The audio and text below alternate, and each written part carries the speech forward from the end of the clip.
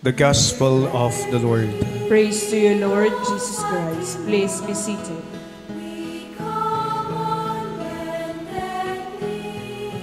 Our dear parents who are here and members of the faculty and staff and our pastoral workers and parish staff, and to you, our dear Fatimanians, a joyful greetings of peace and good, Pax et Bonum, peace and goodwill.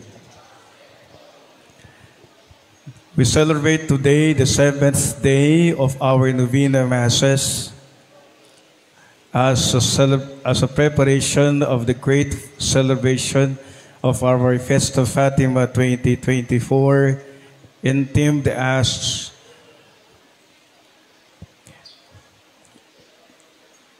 praying and walking in faith with Mary, the faithful steward.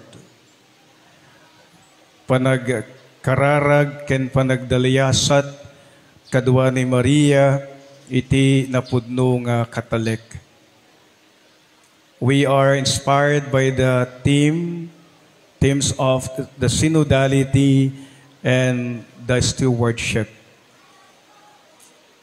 We know that we are a journeying church. For in the first place, we are just but pilgrims on a journey to the Father. But when we journey, we are supposed to listen with one another. And this is the dynamic of synodality. When we say we are supposed to listen from one another, which means we are supposed to care each other. We are supposed to have this genuine concern for each other. When we say we have to learn to listen from each other, which means we have to love each other. We know that listening is not only the ability to hear, but listening is the ability to love and show our genuine concern to each other. We've been hearing that listening, if we have to make an image of it, our ability to listen is because God has given us 2 ears. And we put together this 2 ears, then it forms a heart. That's why listening is loving, which is true. Hindi ka makikinig sa taong hindi mo minamahal. Amen? No. You're going to close your mind. You're going to close your heart because you don't care what he says or what she says. So you see, in this fiesta, we are once again reminded that we are to listen from each other as we journey in faith. Second, this call of stewardship. We are being once again reminded that we are but stewards of God's creation. We are called to be as God's caretakers of what He has given to us. Lahat ay binigay at pinagkaloob ng Diyos. Para sa ganon, we will make use of them to progress the earthly city or establish God's kingdom here on earth, which means our giftedness, our being blessed, and our being given these material blessings, and those gifts to us, they are supposed to be used to help each other and to bring one another closer to God, and also realizing the kingdom of God here on earth. So there are 2 themes in our Fiesta Fatima today. And we are hearing about the gospel on the farewell discourses of our Lord, because He is ascending into heaven. Actually, in the liturgy today, supposedly we have to count because after 40 days, God ascends into heaven after His resurrection. Pagkatapos ng 40 araw, ay ang Panginoong Hesus ay umakyat sa langit. So, the Thursday actually of the 6th week of Easter is the ascension of our Lord. And we have heard in our gospel reading today, for so many times we have hearing the word a little while.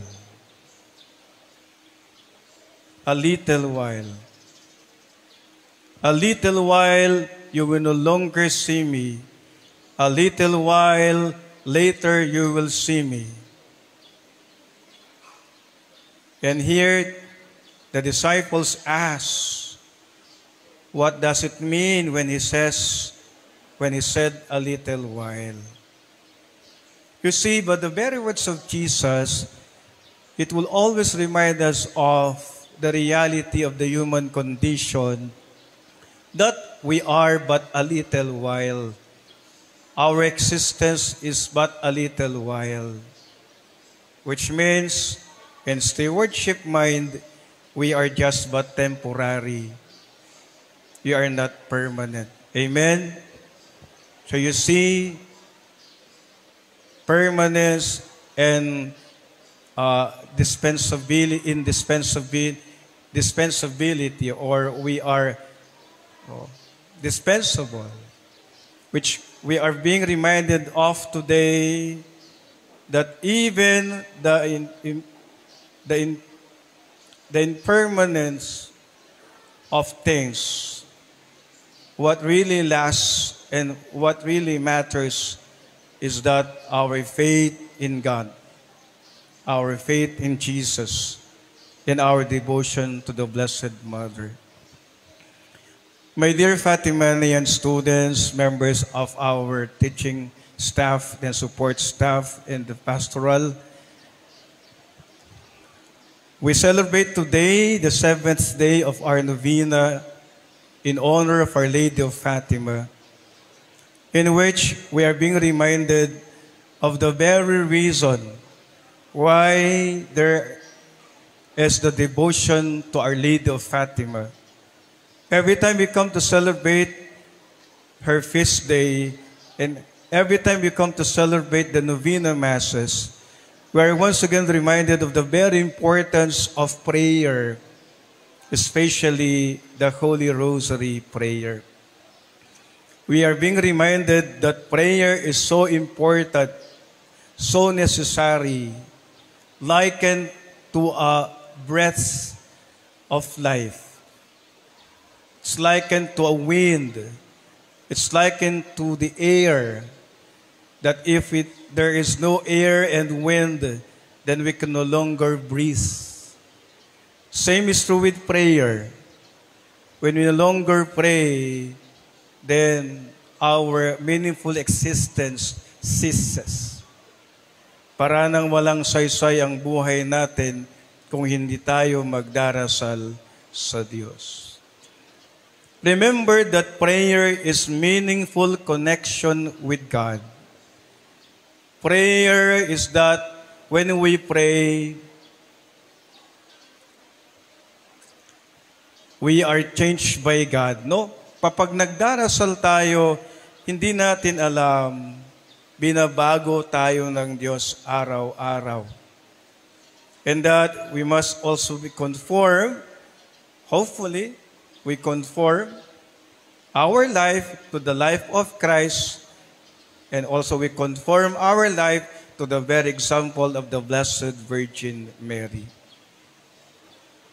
If there's one thing that we are gathered today, is that we are gathered to pray and also follow the example of Our Lady of Fatima, whose example is about humility, whose example is about simplicity, whose example is about generosity, and whose example is about being a faithful steward of God.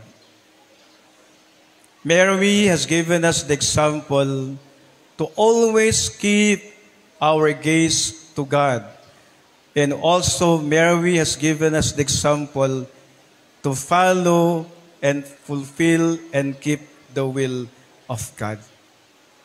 You see, Mary was blessed because she has kept her faith to God. Mary has been blessed because he has done the will of God. And the same is true with us. We know that when we pray, we will be blessed more. Because prayer is being faithful to God, then we are blessed abundantly by the Lord. We know when we no longer pray, we know what happens to us. Sometimes when we no longer pray and not faithful to God, we know that our life change and has different course of life. And minsan nakikita natin kapag walang ang Diyos sa buhay natin at pagdarasal, walang saysay ang buhay at hindi natin nararamdaman ang pagpapala ng Diyos, bagkus maraming mga hindi magandang nangyayari sa atin. Let us always remember that when we pray to God, we are being changed and also blessed by Him. That is why, my dear Fatimanian students, let us be like Our Lady of Fatima. This is why we are called to be Fatimanians. What does it mean to be Fatimanian? A Fatimanian student first is a student which has a heart of prayer and also a faith that of Mary, Our Lady of Fatima. A Fatimanian student is having a heart and mind of a good steward, just like Mary, Our Lady of Fatima. That is why, as we continue to celebrate this Holy Mass, let us not forget that our end goals in life is that we find life fulfilling, happy, and purposeful with our life of prayer and stewardship to God. Amen.